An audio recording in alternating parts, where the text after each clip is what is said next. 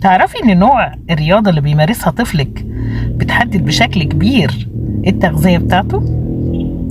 النهاردة هوريكي ازاي تختاري التغذية المناسبة لكل تمرين من تمارين اللي الأطفال بيتدربوا عليها. تابعيني لآخر الفيديو. معاكم دكتورة زينب عبد اللطيف، استشاري الأطفال وحديثي الولادة واستشاري دولي رضاعة طبيعية وتغذية علاجية للأطفال.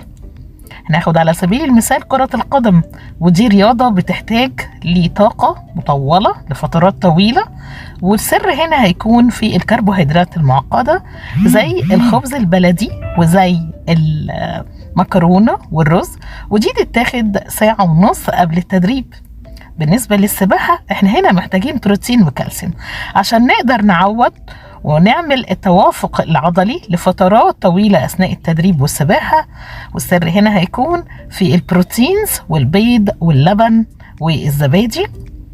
أما بقى الجمباز والإيروبكس دي الباليه كمان من الرياضات الشيك الجميلة اللي محتاجة خفة وزن وفي نفس الوقت محتاجة طاقة، والسر هيكون فين؟ هيكون في الحبوب الكاملة، في الفاكهة، في الخضار. وفي الآخر خليكي فاكرة إن اختيار نوع الوجبات مع كل رياضة بيحقق لابنك التغذية المناسبة والتفوق والاستمرار في الرياضة. دمتم بحب وعافية مع أطفالكم. رفيقة أمومتك الأولى دكتورة زينب عبد اللطيف.